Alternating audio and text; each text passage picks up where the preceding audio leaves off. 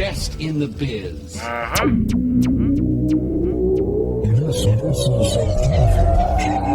genius, what up? Best in the world. Real talk, the metaphor messiah. Live and full in effect. I'm the Best in the world today. Let's go. Can't help but win. Real talk, had to let the monster in. Put the crown on my head like Hendrick did. Now my pockets all swole like Psycho said. Close to catching that deal. I ain't gotta lie, we keeping that real. I ain't never say I'm close to your idol. Go LeBron James for that title. This that go hard, I never go home. Got my eyes on the prize, that end zone. I will bring it to your team like a cyclone. I'm a very bad man on that microphone. I don't give a fuck about a thirsty. What's going on, everyone? Welcome back to the channel. It's your boy, Dead on Dave, and we are live once again on this wondrous Saturday evening. How are you guys doing? I hope you guys are having a great weekend.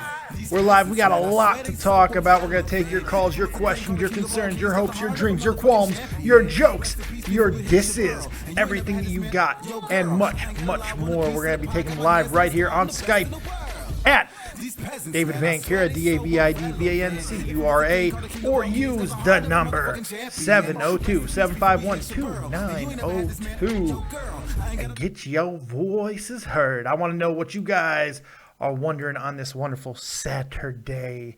Anything you guys want to talk about, I'm here to rap about that and so much more. So let's not gild the lily too much, man. Let's jump into it. I hope you guys have been enjoying some of the videos that have been coming out lately, especially the Sal video I did yesterday, showing his entire process of putting together graphics. I hope that it gives a little bit of appreciation for exactly what Sal does for the channel, more than any of you guys could possibly know. Sal's incredible, and I hope that you guys enjoyed that video. I really do have an appreciation for what he does. He's incredible. Couldn't ask for a better guy. He's the man. He's the man. He's the copious graphics guru, and he will cut you. Remember that. Remember that. So we got a lot to get into. We got a bunch of people already in the chat. We got Bear hanging out, Pittsburgh Boy 96, Dark Angel 595, David Wells, Patrick Glynn, and Terry doing the moderation. Fake ass twat, David Wells. New SF boy, who knows how long he'll be in here before he gets his ass tossed. You never know. It's kind of part of the fun, the magic, the mystique, the mood, and all that good stuff. So everybody's hanging out, having a good time, and we're going to talk a whole bunch of sports. We got some great sports going on stuff. We got movie talk. I want to talk a little bit of Star Wars tonight. I feel that we are getting farther and farther away from Star Wars to where I don't have to worry about spoilers as much, but I'll try to avoid them if I can. But I want to talk about the juggernaut that they are just they're killing it, man. By Monday, they are going to have the domestic record for money, man. They're gonna beat Avatar by Monday domestically, not worldwide. They're still like 7th, but just a matter of time, man. Star Wars is just blowing up, and it's so much fun. We're gonna talk about that and just a whole bunch more. But we're gonna start in the WWE. We will get to the big, well, I don't know if it's big, the TNA news about Maria and Mike Bennett. We'll talk about that, and if it's anything, my answer might surprise you, but we'll talk about that. But first, we're going to talk about the WWE, man, because 2016 seems like it's full of promise for the WWE. There are far too many young, talented stars, not even young, just guys who are in their prime and ready to deliver at a high level, like right frigging now. That it seems like they're going to force change within the company. Now, I mean, some people may not think that that's a possibility. Like maybe WWE will never change, and maybe they won't.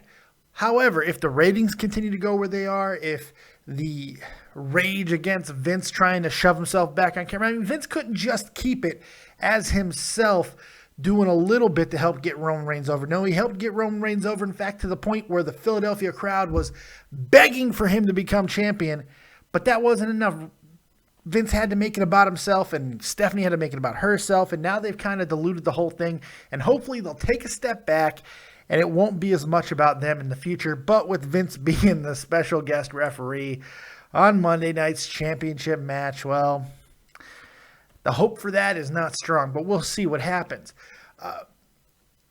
If those things continue, where he does shit like that and it just continues to go down this same old road and people get tired of it, there's just too much talent both on the roster currently and in the developmental, which you can't even call it that anymore, the best promotion on the planet right now, NXT, that it's going to have to start pushing WWE to do something with these guys. I mean, they have Kevin Owens and Adrian Neville already up there. Kevin Owens looks like he's about to be the breakout star of 2016. I think I had that. I don't think he's going to win the Royal Rumble, but I do believe he is going to be having a major feud with Brock Lesnar at WrestleMania, and it's going to be glorious. I'm very excited about it. Give me about 5 minutes, guys. People trying to call in. Give me about 5 minutes to get through this little thing, and I will take your calls, okay? About 5 minutes. So Kevin Owens is going to be doing his thing. I feel he's about to become a humongous star. You got Neville already up there. Finn Balor, Sami Zayn, Hideo Itami, those two are back. If Finn's ready to come up, I mean, how much more can he stay down there? Apollo Crews. Then you got guys that are up there that seem to be already getting the short end of it, like Tyler Breeze. I don't know if his split from Summer Rae really means a lot as far as creative goes. Does that mean a push is coming, or does that mean that they're going to bury him because he's not even worthy of being with Summer Rae? I don't know what their thinking is, but guys like that, Baron Corbin, all the tag teams that are going to be coming up, you have to figure that there's a good possibility that it's going to be pushing the WWE to at least branch out creatively. I mean, the Attitude Era worked, not only because Vince took the hands off a little bit and said, go for it, guys, go be yourselves and go get it, kid. Not only did he say that, but he had guys who just weren't waiting for the opportunity to come anymore. You know, and what I mean by that is when you get into the ring and you start wrestling and they give you an allotted amount of time, that's basically what they tell you to do, and then you go do your thing. How you set your match up as you see fit. I mean, sometimes they'll give you a storyline direction as far as how they want the match to end, you know, to continue storylines or whatever. But if you get 4 minutes and you go in there and sit on each other for 4 minutes, that's on you. That's how you spent your 4 minutes. But if you get 10, 15 and you don't deliver, well, then it's the same type of deal. And of course, I'm referencing directly here Sasha Banks and Becky Lynch on Monday Night Raw. They got like 12 to 15 minutes and they did absolutely nothing with it. In fact, it was a bad match. I hated that match. Very disappointed with it. You can't do things like that and complain at the same time. You know, you can't be the ones on Twitter talking about where's your opportunity, and when you get the opportunity, you don't do anything with it. We need guys and gals who are going to kick open the door. And hopefully they're going to be kicking open the door, all these people that are coming up, and I'm excited to see it. You know, I'm hoping that that's going to be the case. I'm hoping that that's what we're going to see. We're going to see hungry guys in the prime of their career, a good majority of them, both Hideo Itami, Finn Balor, Sami Zayn, Kevin Owens. All of those guys are just right there at the highlight of their career. They're in their prime. And you might even make the argument that they're on the decline because they're getting up there in age. So take advantage of it now. But the question does ultimately come down to, will they force the change? Or will WWE continue to keep on or rolling the way they are? Historically, when ratings and numbers get as bad as they are currently, WWE makes changes. That being said, every other time in history when WWE's had these issues, had these ratings problems, they've also had financial issues, which they're not having now. It's hard to fix a problem when you're making money. And make no mistake, they're still posting a profit. And as long as that's the case, it makes it difficult to fix the issues that we, the IWC, are, complaining about. It makes it more difficult. But we'll see. There's a lot going on. And it's going to be interesting to see what they decide to do. It's going to be great. We'll see. The big news that a lot of people are talking about, well, not a lot of people are talking about. Some people are excited about it. Stuff I've been reading in the old dirt sheets. Michael Bennett and Maria, his wifey, they're looks like they're heading over to TNA for some reason. TNA is about to have their first live show for Pop Television. What the hell is that? Good friggin' question. I couldn't tell you. And they are going to go do their thing. They're going to go up there, and I don't really understand this move on either side, to be completely honest, unless there's absolutely no interest from WWE, which I find that hard to believe. Maria she's arguably a top 10 heel in wrestling right now. She gets so much heat. And I'm not a Mikey Bennett fan. I'm just not. I never have been. I never will be. I don't think the Kingdom is all that fucking fantastic, but that's just me. I feel Mike Bennett hurts people, plain and friggin' simple. And I think that might be part of the reason why WWE doesn't really want anything to do with him. I could be wrong there. It's things that I've read, things that I've heard, and it would be par for the course with them. TNA going to Pop and doing their live special, they're rebranding, they're relaunching. Apparently they want some surprises, and they've been doing these vignettes with the miracle shit, which is probably going to end up to be Maria and Mikey. We'll see if that's the case, but they're teasing surprises, they're teasing things like that, and there's a good possibility we will see some surprises, but unfortunately it's going to be TNA surprises, which are usually very short-sighted, and you can see them coming along miles and miles and miles away, and they essentially have very little impact. Funny, huh? Impact? I'm thinking that this is going to be the same thing, even if it is Maria and Mikey, because I don't see how they're going to really ramp up. Who cares? I'm trying not to say that like mean. I don't want to be mean because I love Maria. I think she's great. I think she's fantastic. How she's reinvented herself after what WWE did to her is like nothing short of amazing. But honestly, is Mike Bennett and Maria, are they the ones who are going to put TNA into a new stratosphere? I don't think so. I don't think so. But we'll see. There's a lot of things that's happening. Moving parts, contracts expiring. We got all kinds of people with contracts coming up in the next 2 months from all kinds of different organizations. Where they're going to go, what they're going to do, who the hell knows? And it's going to be very interesting to see where it goes from there. So there's my little opening. You guys can go ahead and call in anytime now. I'll start taking your calls. A few people already have. I will take your calls now on Skype at David Vancura, DavidVancura, or use the number 702-751-2902. But whatever you're doing, I know the chat is on fire right now. Jordan Turner, David Wells, Pittsburgh boy, fake ass swat. Everybody's up in there doing their thing. 101, Mr. Richmond up in the Chizat. You guys are all doing your thing, but here's what I want you to do. Make sure you go hit that like button. Hit that like button. Hit the subscribe button. And show the channel some love. And if you feel like donating to the channel or buying a t-shirt, you can do that in 2 different ways. One, you can go right into the description box of this video and hit that donate button, and you'll get a special little thing on the screen. You'll show your message. I'll read it. Everybody will be happy. Or you can go buy some merch over at www.deadondave.spreadshirt.com. We got all kinds of great stuff. You can go check that out as well. Let's take our first caller of the night. 919, you're live with Dead on Dave. What you got? What's going on, Dave? There was back for the second time. What's up, man? So last week. Not much, man. How's it going? I'm enjoying my new year, man. It's 2016. It's here with a vengeance, and it's starting off pretty damn sweet. How's everything going for you? Oh man, I'm having a ball. My New Year's was pretty great. Awesome. From last night. I mean, 2015 has got to be the awesome year right now. But 2015 wasn't like that great for me. But I think this year is going to come a long way better than everything that happened from last year. I certainly hope it does, man. What you got for me tonight, buddy? Yeah. Well, my friend, I got a couple questions I got to ask. Pretty much everything that happened on Raw this past Monday. Well, I'm not going to be bitching on it, but I got some questions up from Raw this past Monday.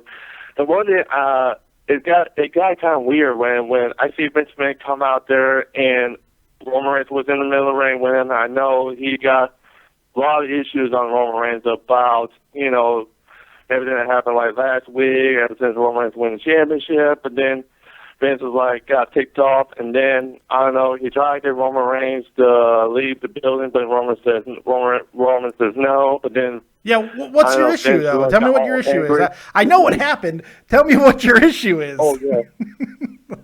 I know everything that happened this past month. I know how everything happened, but Vince was like not a good move, and then, you know, then all of a sudden, the weird thing I get for Vince is when he fell down and he thought he hurt his neck, right? And then he go try to get the security. Yeah, the whole thing was a cluster. The whole damn thing was a cluster. It didn't work. It went too long.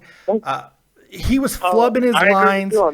He was flubbing his lines. Roman actually looked good by comparison, but the whole thing was stupid. It just didn't work.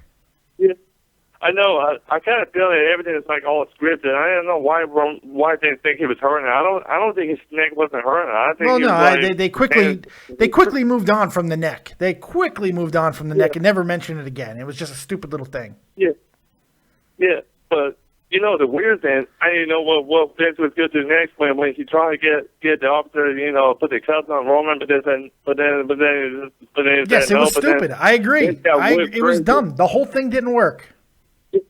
Yeah, that's true. But the crazy thing is that he gets sent to a police car and he gets sent to jail, but then later on he gets bailed out, and then he posted his bail. I see him come back later on the night. So. Yeah, it was just it was a mess. It was a mess. What else you got? Yeah, there was. I think you already know about the news about Michael Bennett and his wife Maria. Yeah, I just touched on it. Yeah. I think you knew it.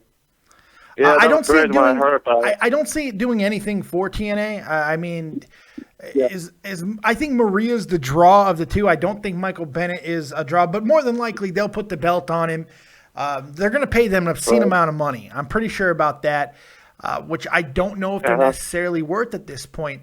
As much as I love Maria, and I do, I think she's great. She's one of the best heels in the business. But Mike Bennett is not putting anyone in the seats, man. He can't draw. He can't draw. Right. The WWE has passed on him several times. Yeah, you're right. I mean, I don't see Michael Bennett probably going to do anything in TNA ever since now they left Ring of Honor. I mean, at the time when he was with his former tag team partner Matt Taven when tag team, but I don't see if he can plan on winning the World Heavy title in TNA, because I don't know if takes the card. I think they'll put the belt on him. Look, they put the belt on an old ass. They put the belt on an old ass Matt Hardy. They put the belt on EC3. They will put the belt on Mike Bennett. This is what they do. This is TNA's move, and it will continue to be TNA's move. Yeah. They bring in guys, they bring in people, whoever they think is the hottest free agent that they can get, they bring him in, and then they immediately put the belt on him with absolutely no story, absolutely no buildup, and nobody gives a shit. And that's what they're going to do here. Yeah. Mark my words, within 3 months, Mike Bennett will be the TNA World Heavyweight Champion. Yeah, that's true. That's true. The only reason Dick Dakar needed bring him and Maria in is because they needed the money. That's the only reason they left Ring of Honor to go to TNA. Well, Ring of Honor has financial problems. I mean, it's well documented. Everybody kind of knows that. Maria has kind of said so in interviews as well. I mean, she was kind of coy about it, but I mean, Ring of Honor has financial issues. That's true. I was a big fan of Maria Kanellis back when she was in WWE before she got her start in Ring of Honor at the time. But she was like one of the best females in the rest of the business. See, I liked her look. I always liked her look in WWE. I didn't really care for her gimmick. I felt the stupid gimmick was just retarded. I didn't like it. But I always loved her look. I love what she's doing in Ring of Honor. I love what she's become. She's become a full-on badass heel that just draws heat. She's become a very fair worker. She's athletic. I love Maria. I love her to death. I just wish she didn't have a goddamn rock for a fucking husband. I know.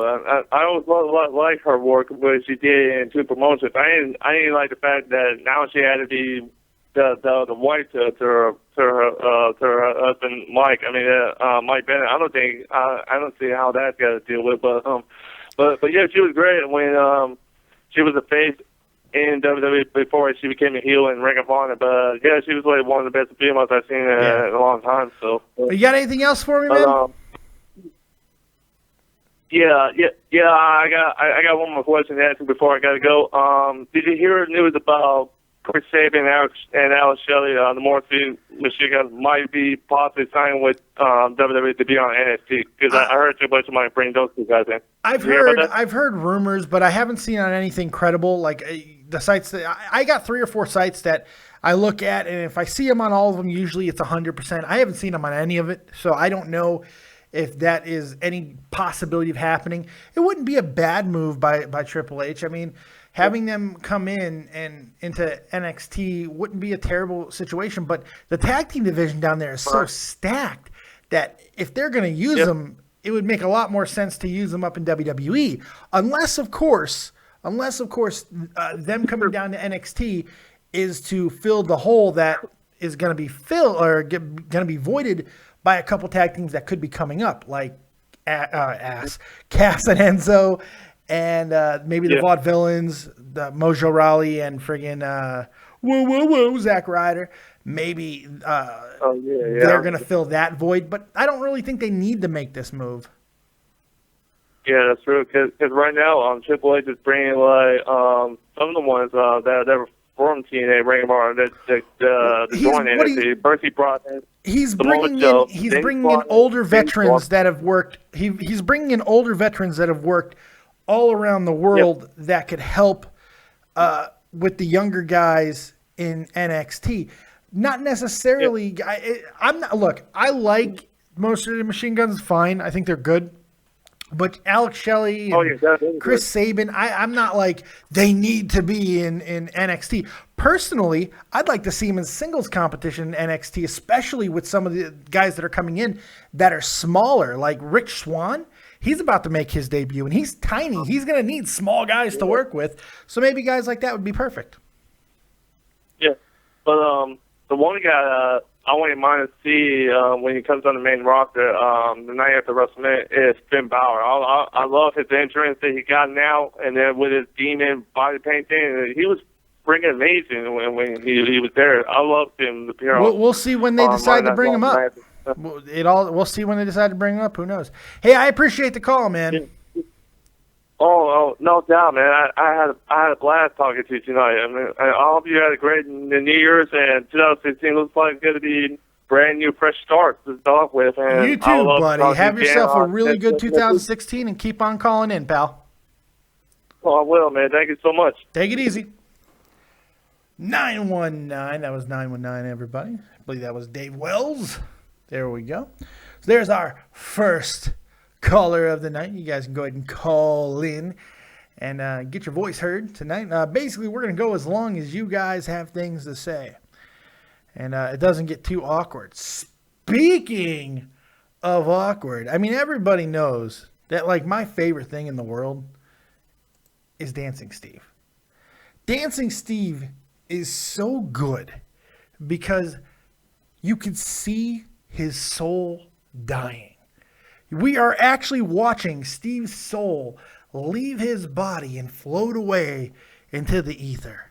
It's pretty damn magical. It's pretty damn special. But you know, I was thinking today, how can we make this more creepy, more weird? Well, I think that an obvious way is, add a couple of Peanuts characters. So let's do that. So now we got a couple Peanuts characters dancing with Steve. We got Frankenstein Peanut character, and we got head side to side Peanut character, and we got that going on, and that's fantastic. It's fairly creepy. We've upped the creep factor a little bit here. I think Steve dancing with these two little children, pretty creepy. But what if we added another real life child who's dancing inappropriately? There we go. That's what we needed. This is starting to get awkward because she is just taking it to that Peanuts character. Absolutely giving it to him. She's like, here you go. I'd like to give it to you. And she's giving it to him, all right? But I think that we can make this creepier. I think that we can up the creep factor of this. How about Vladimir Putin? Vladimir Putin dancing awkwardly. Like, this is starting to really become something creepy. Like, creepy of legendary proportions. I don't know what Vlad's doing here, but Putin is definitely getting his thing going. I am not exactly sure what the whole plan was, but he's bobbing. Look at him nod a little bit. And, oh, there he goes. He's getting it going, and Steve's just doing his thing in the background. So it's getting pretty creepy. But I think that we can up this even higher. I think that we can do it. How about Carlton? Carlton, not just Carlton, but Carlton in a Michael Jackson jacket. I think that this is getting, like, ridiculously creepy, right? Like, to the point where it's like, what? Oh, can we take any much more creepiness than this? I think that I don't think we're done with creepy. I think we can make it more creepy. I think we can make this weirder. I think we can make this more awkward. How about a handless Link flailing weirdly? How about that? How about a friggin' flailing handless Link? This is fantastic. And he's just, like, that is what Putin hears in his head and sees in his eyes when he's saying all the weird shit that he says. I still think that we can make this weirder. I still think that we can make this creepier. We can up the creep factor one more level. How about the silhouette dancers from Beyonce's Single Ladies? Yes. I think that we've got this. I think that we have gone as creepy as you could possibly go. I don't know if things get any more creepy than this. If you could take this level of creepy, I don't know if I want to hang around you right now. I don't know if I want to be a part of your life because it's creepy. It's creepy. Why would you guys make me do this? I don't know. Pretty creepy. Let's see that again. This is just good. This is fantastic. I mean, this is so good. Look at this girl. The girl is just getting it on that Peanuts character, man. She's just going for it. Just like, it's so inappropriate and wrong. And Putin just puts this, I just love it. I love it. I'm a very weird person. We've gone through the roof of creep factor, man. We got some new people in chat. Michael Mendoza, Gun Cannon 15. Whole bunch of people coming in, having a good time with your boy, Dead on Dave. Right now, we are having a good old time live on this fantastic Saturday evening. Now, if you want to get in on this, man, all you got to do is call in live right now. And you can do so at David Vancura, DAVIDVANCURA, or use the phone number 702-751-2902.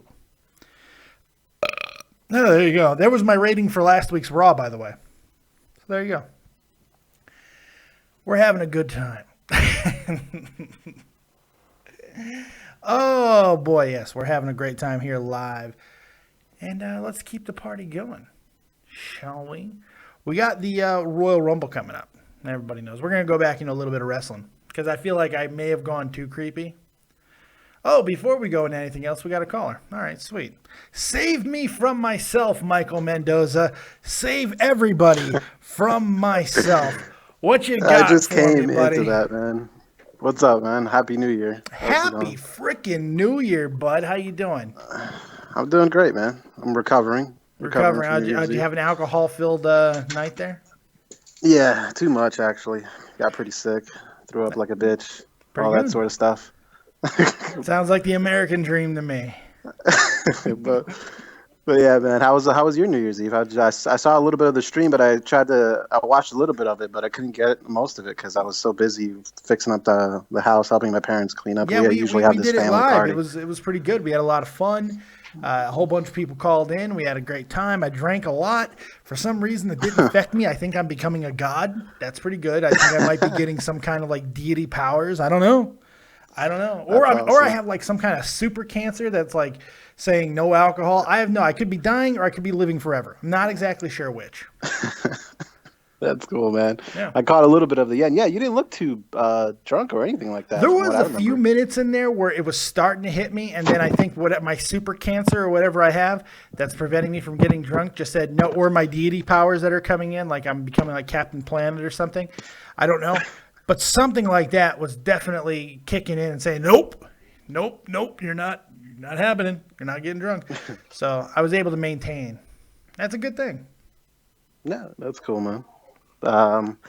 But I came up with an idea, man, and I wanted to bring it up before I forget because I'm stupid and I didn't want to forget it. But it's a wrestling topic, of course. But of course.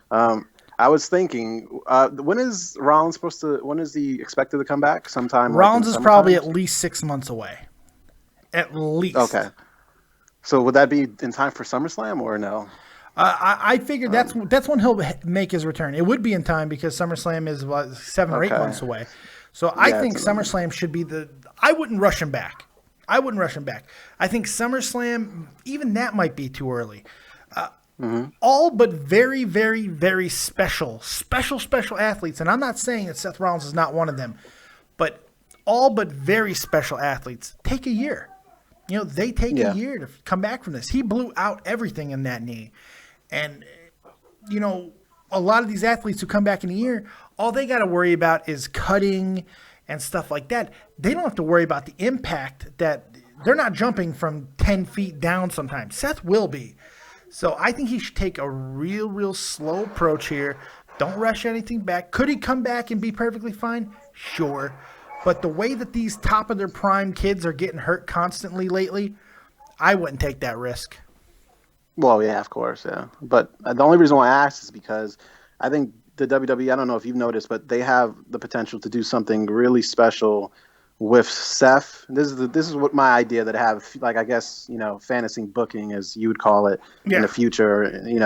I would love to see, because of the story and the potential that they have here.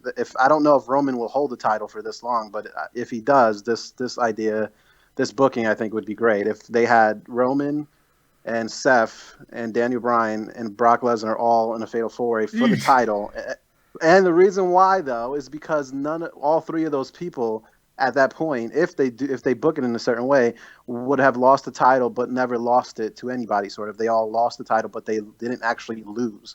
So you have a Brock come out and he's like, "Oh, I want to challenge you for the title," and then Seth comes out and was like, "Well, I never lost it as well," and then Bryan comes out, "I've never lost it as well," and then Roman, our champion at the time, will have to face all three of those, those contenders, rightfully so, because they never lost the title, even though he's carrying it. There's a lot of guys who, Brock lost his title. Brock lost. Well, he didn't get pinned, right? Yeah, he didn't get pinned, but it was a triple threat. And you want to put him in a four-way? I mean, that's what the hell. Well, he's in the four-way, but I know. There are so many guys who have not gotten their rematches over the years. There are so many guys who have walked away. You open that door, and everybody can. The Rock could walk through that door. Everybody can walk through that door. Yeah. So I don't know if I like that. I don't like the four guys in it either. I think the potential for at least one of those four, possibly two, getting seriously hurt would just be too big of a risk. Like, if Daniel Bryan does come back, and I think part of the reason why he's going to be hesitant, even if they do ever clear him, which I'm not sure they're going to, is because they know they're never going to trust him again to hold a major title. Let alone, I don't even know if putting him in a major situation is a great idea. I mean, you can't trust him. You can't trust his body. That's me too. Yeah, like a lot of people, they want him to come back right into the fold. And me, I'm not one of those guys that want him to come back like right away and get a championship shot or even be champion. He should just kind of play right in that middle card sort of place and just hang out there because of that whole trusting issue of him possibly getting injured again. So I'm not, but I just figured that match, for me, that would be a match that I'd really want to see. In the Fatal 4, it's a lot of people could get kind of chaotic, but I think those guys could make it work. But, I think that there's so much potential for the main event situation with some of the guys that they have coming up the ladder. Kevin Owens, I think Kevin Owens is going to have a humongous year. But I think there are so many other guys, Sami Zayn being one of them, who I don't see being in NXT much longer. Finn Balor, Hideo Itami, Apollo Crews, Baron Corbin. You got to figure all these guys are not going to be around much longer. And I think Jason Jordan and Chad Gable, when they come up, they're not going to be together that long because I think they have big plans for Jason Jordan. So I think so, yeah. You know, you got to figure one of these guys is going to be Roman Reigns' perennial challenger. All these guys are going to be helping Roman Reigns become what John Cena was during his prime, which is exactly what WWE wants. You know, we talk about Cena. Cena had a lot of epic feuds over the years that helped make him, but also helped make other people. You can make the argument the Edge doesn't become Edge without John Cena, and John Cena doesn't become John Cena without Edge. You know? And there's a lot of guys who are in that same damn situation that just we had these feuds with Cena. Some of them were minor, some of them were major, but they all left impact. And I think that we're going to see that with the rotation of people. It's just going to be interesting to see how they decide to go with it, if they're going to trust any of these independent guys. The one thing that stands in people's way, though, is the continuation of guys getting hurt. The independent guys burning their bodies out around 33, 32, it's becoming quite a normal thing. And these guys are also workout fanatics. They're CrossFit guys. You got to figure a lot of these people are absolutely burning their bodies out far too quickly. So that's a worry. Well, yeah, Daniel Bryan and Seth definitely are in that category where they definitely, every time they go out to the ring, they do 100% and beyond. They try to do everything. Say what you want about Roman Reigns. The guy, he does just enough to not get himself hurt. You know, I mean, Dean Ambrose does a lot of the same stuff. Dean Ambrose is like a second away from breaking his neck any match. He overbumps. I know. I love Dean, though. He goes out and, you know, I remember watching the Table for Three, and he's like, man, if I don't have a great match, the next match that I have, I just try to go 100% for it because he hates when he has a bad match or he thinks he has a bad match or the crowd they don't respond to it like the way he wants them to, you know. So I love Dean, but yeah, he's crazy, man. Yeah, he's fucking nuts. He is definitely nuts, man. You got anything else for you? Not really, man. I just wanted to bring up that idea before I forgot, you know, because it's so. Well, I appreciate the call, my friend. Of course, man. Of course, I'll still be listening. Well, call back if you got anything else. You know, you always got carte blanche here, buddy. All right, man. I sure do. Take it easy, Mr. Mendoza. Michael Mendoza, everybody. Michael Mendoza. Let's take another call. Sam Harlock, you're live at Dead on Dave. What you got? Sam Harlock, you're live at Dead on Dave. What you got? Sam Harlock going once. Sam Harlock going twice. Sam Harlock, goodbye. Tried to give you a moment with the Dead on One, but no, didn't work out. It didn't work out. But it's okay. It's okay. But that was interesting, some of the things that Mr. Mendoza was saying.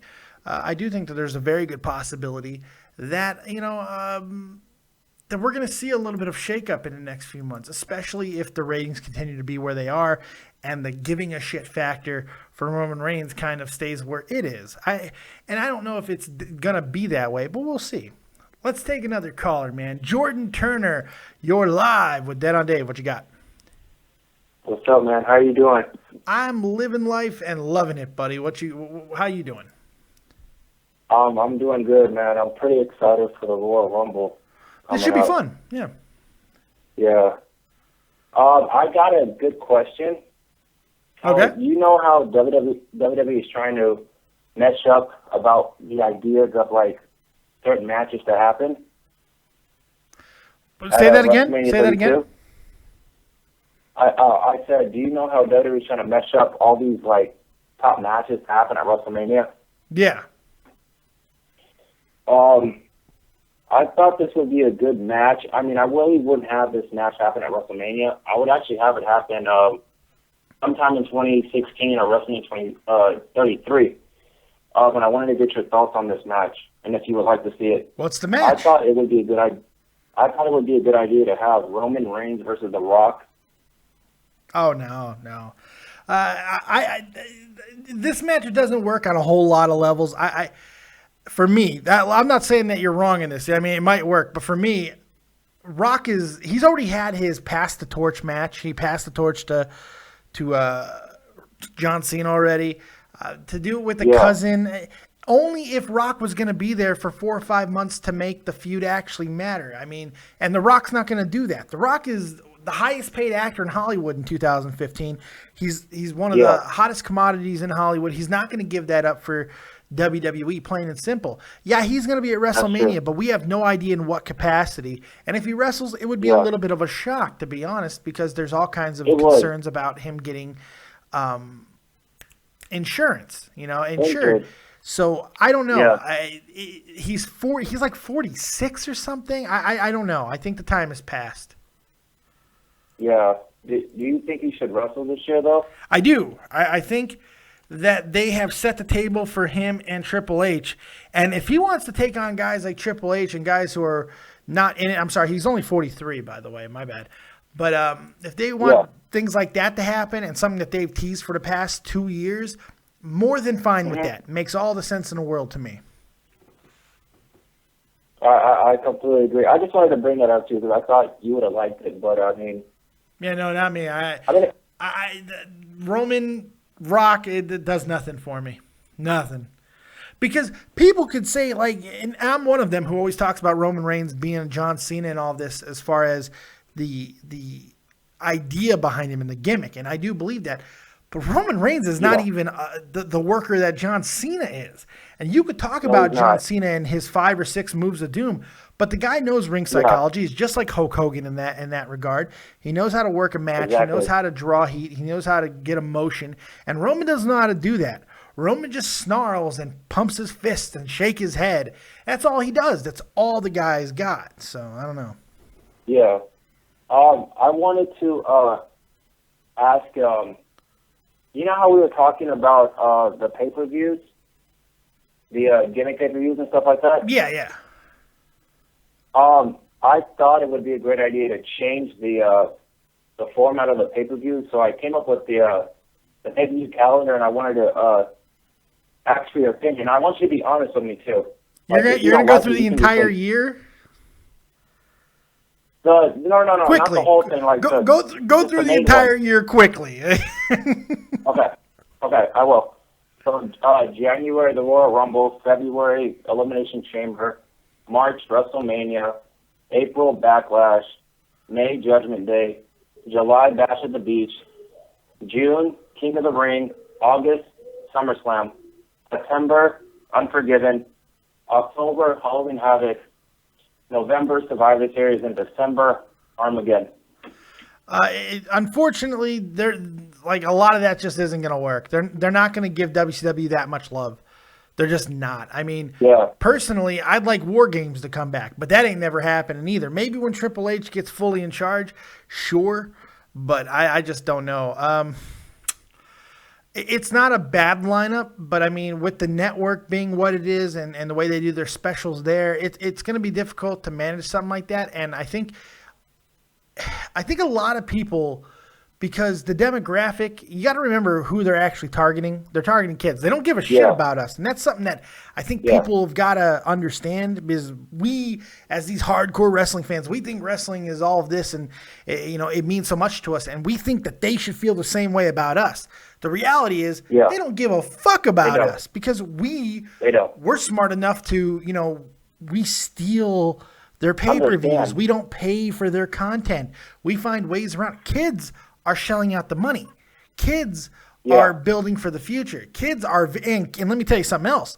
Kids are very happy with what they're seeing week in and week out. Yes, they are. We don't. So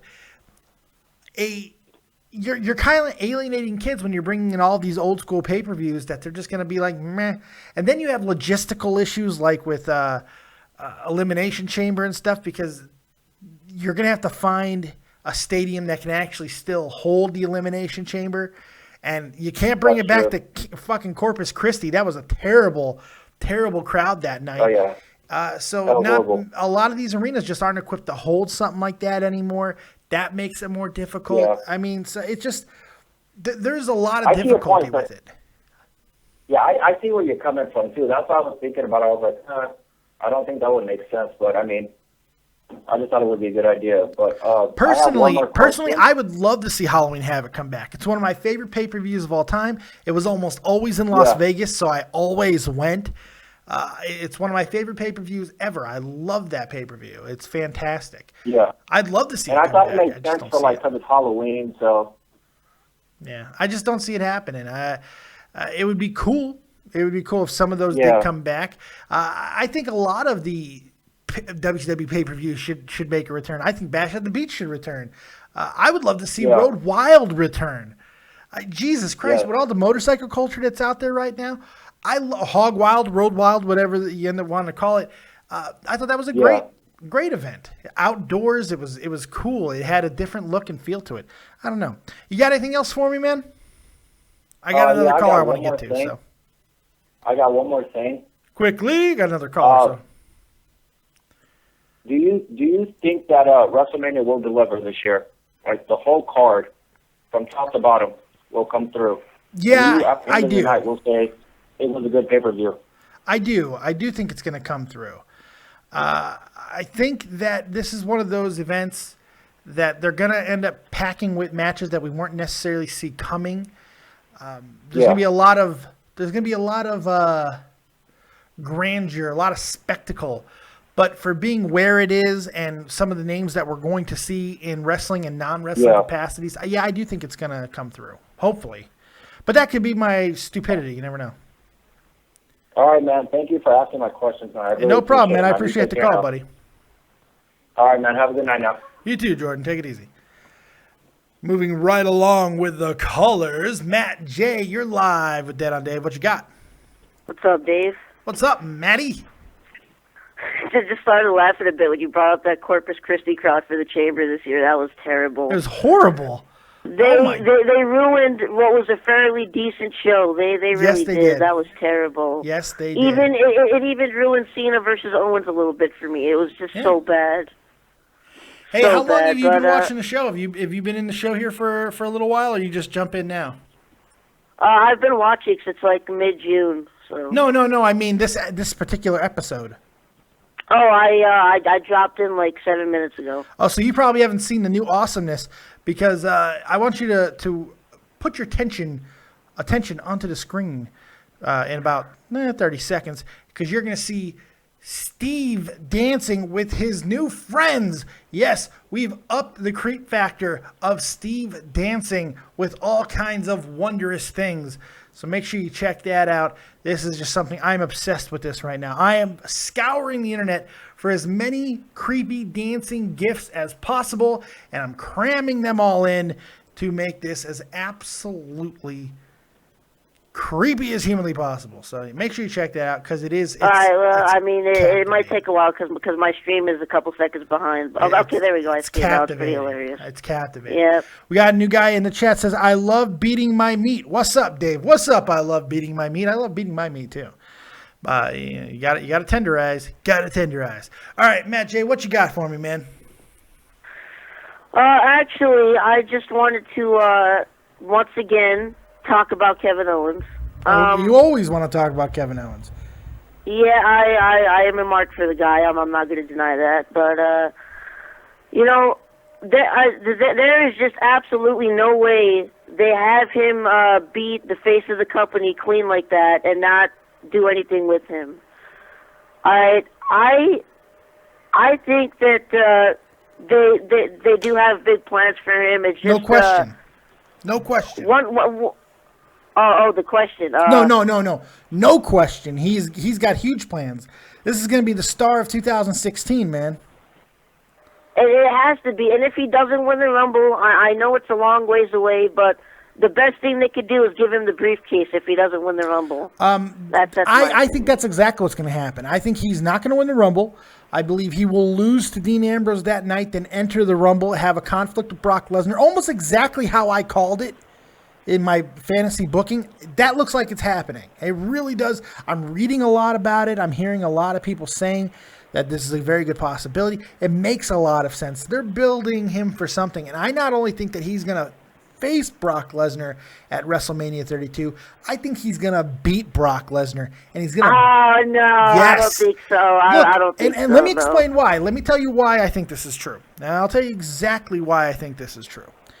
Brock Lesnar has been on a tear. He's been on a tear since he's come back. He's got about 2 years left on his contract, 2.5 years, something like that. Brock cannot keep beating the shit out of everybody. All these wins that he's had, his beatdown of John Cena, him beating The Undertaker, his wins at WrestleMania, everything that he has done, it has to be giving the rub to somebody.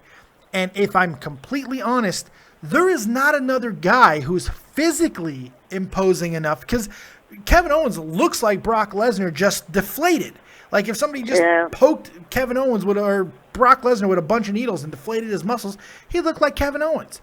So I think if there is somebody who needs the rub that to make him the uber person of the company, and somebody who it will be believable because of his background and his psychopathic tendencies that we're starting to see now, it's Kevin Owens.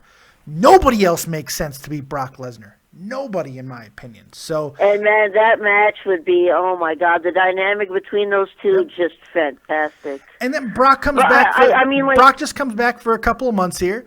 He works the next 3 months. He works Royal Rumble. He works through WrestleMania. He loses to Mr. Friggin' Owens. Owens goes on, wins money in the Bank. He becomes champion. Then you have Brock come back, and you have a rematch between these two. And that's what headlines SummerSlam. Yeah. Jesus Christ, the money is pouring out of my pockets right now. But like, okay, so the rematch happens at SummerSlam. Yeah, potentially. When do you see them doing Zayn versus Owens? When do you see them going down that road? You could do that after the Lesnar thing. After Lesnar has been defeated by Kevin Owens, if that's the route they want to go.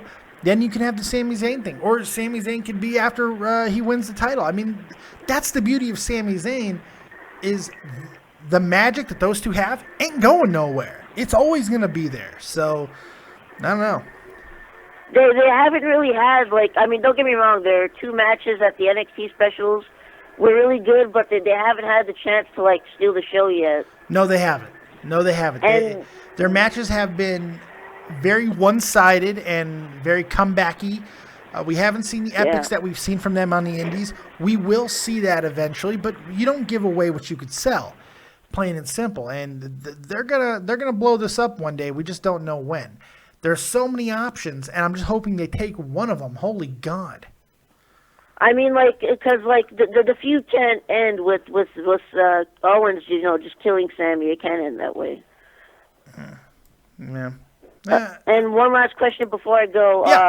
How long do you think they're gonna do you think they're gonna end the Ambrose and Owens feud before the Rumble, or do you think they're gonna carry it over to the Rumble? Because we still have a long ways to go. Yeah, we got about 3 weeks to the Rumble.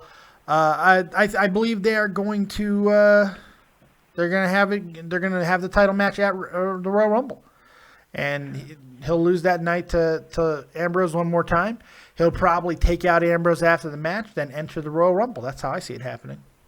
The best thing they could do is do a 2 out of 3 falls. That's what I want to see. It wouldn't be bad. I'd like to see that too. But I don't know if you want to have Kevin Owens lose twice to Dean Ambrose like that, and then go on maybe to a ladder match. Maybe a ladder match is the best. I don't way know. To go. I don't know if you want to have him lose any type of Impact big gimmick match. That's kind of the downside with it. Maybe even do it this week or next week before Royal Rumble and just have Kevin Owens enter the Royal Rumble. I don't know if you want to have him losing badly before he does this angle with Lesnar, which I really do hope is happening, but we'll see. Yeah, I mean, I'd be happy if he just has a good performance in the Rumble. I mean, he doesn't have to win it. I just want to see him dominate in it. Well, Owens needs to either win the Royal Rumble or have a good enough performance where it starts another feud with somebody else. He can't just go in there and work for 50 minutes and it mean nothing. Something has to happen from his appearance in the Royal Rumble. I really believe that. I think a couple other guys are in that same boat, but we'll see. I appreciate the call, Matt, as always, man. See you, man. Have a good day, man. In fact, I'm going to give you the party light. Here you go, party light just for you. Take it easy, buddy. Party light for Matt J. We got all kinds of new weird props here. This thing sucks. I was going to use this on New Year's, but it sucks. And it's loud. Hear that shit? Oh, I blind myself. Anyone want to come to the disco? We're going to rave. All right, I'm sorry. I apologize for that. DJ Cage said, hey, is that a new haircut on Dave? It is. Hipster barber, baby. Hipster barber. If you don't go to a hipster barber, go to a hipster barber. And let me tell you why. My entire life, I have only gotten my hair cut by women. Pretty simple, because a woman cutting my hair is going to cut my hair and make me look as good as humanly possible in her image of what a fuckable guy looks like.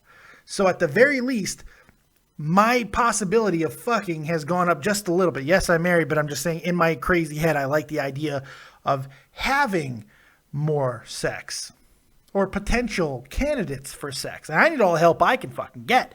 So it was all women all the time. I walked into this hipster barbershop without an appointment, and the boss there, just tattooed guy, he's got the ear things, he's got the mustache, he wears vests, the whole shebang, just complete hipster, awesome guy. He's like, I can take you, sir. And he's German. That was a bad German. But he sits me down, and he washes my hair without even me asking. I don't get charged for it. He washes my hair, puts all this great shit in my hair. I just had my hair colored, and he was like, your hair, it's not good. The color is nicht so good. It's nicht so good. So they go ahead and he put some new shit into my hair to kind of fix the color a little bit. It doesn't look as yellow. And he cuts it really nice. It was great. You know, I was really happy with him. He was just an awesome friggin' guy, right? Just ecstatic. I told him about the channel. He ends up watching some shows, man. He's come on. He's come into the chat. He's actually watched some shows and all this good stuff. He's a cool guy. So, like 2 or 3 days ago, it was New Year's Eve, actually. 3 days ago. I go to him, and I'm like, all right, I'm back, man. I need another haircut. And he sits me down. I'm his last customer of the year. And he says to me, he goes, first thing he asks, he goes, Dave, do you want a beer? I'm like, all right, this is my type of barber. I'm super, super excited at this point. I'm like, this is great.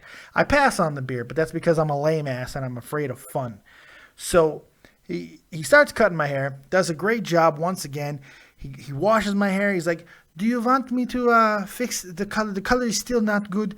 Now with the new cut, it's all messed up. So he fixes it, and it's you can't really see it with this light. Now it just looks like it's all brown, but it's actually this badass, like gray kind of. It's fucking badass. I love it. So he's the greatest barber in the world, man. He cut my hair like he's goddamn. I almost said Mussolini, but he wasn't a goddamn artist, so that wouldn't have worked. He's Picasso, man. He's Monet. He's Rembrandt. He's all these guys. But he does it with hair. He creates with hair.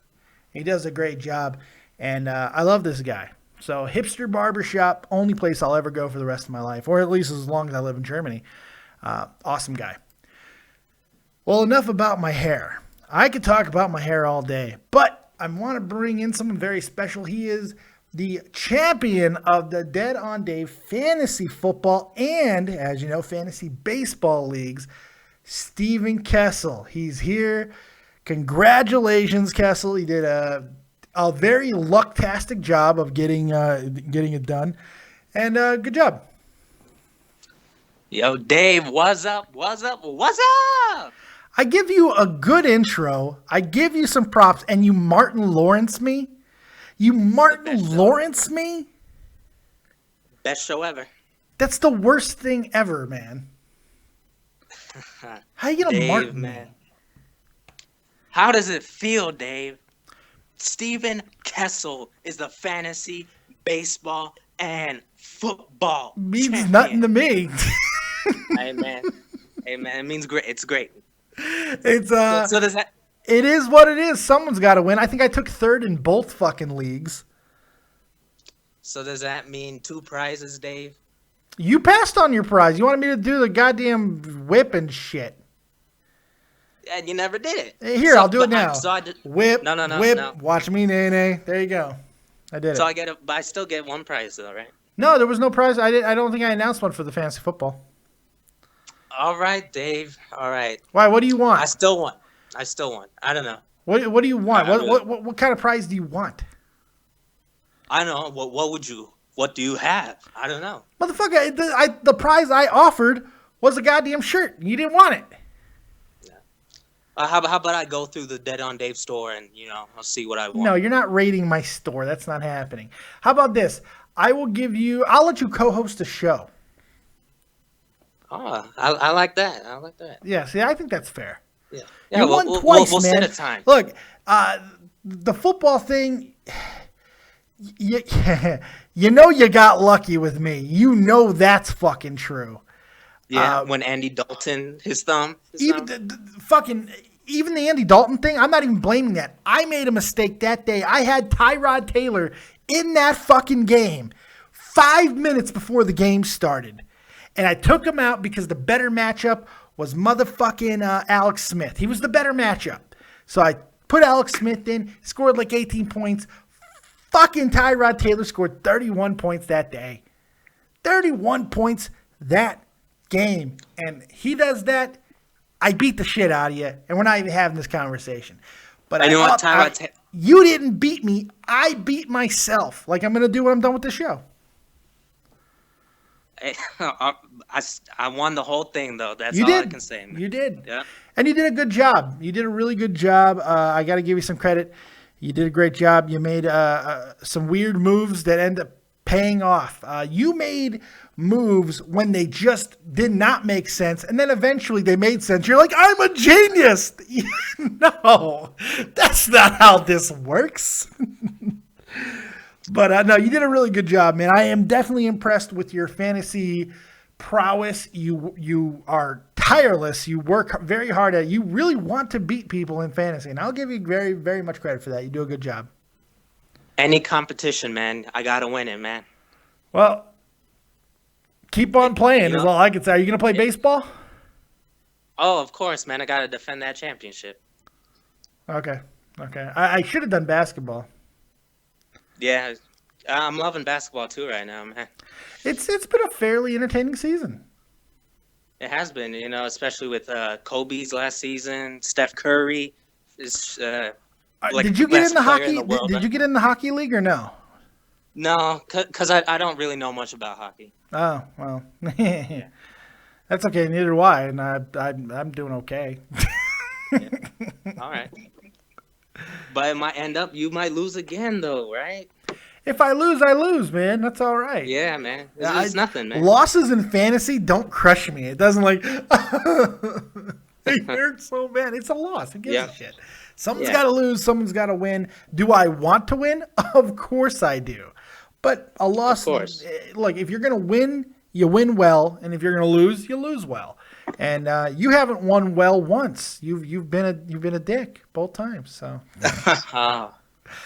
I can just imagine the dogs that you're going to kick when you actually lose. Hey, we'll see when that happens. Here's the thing. Like fucking Yahoo gave you like an A- on your draft. You drafted terribly. You drafted horribly. I felt I did all right. Hardly anybody on your team that you drafted, you kept the entire season. Like hardly anybody.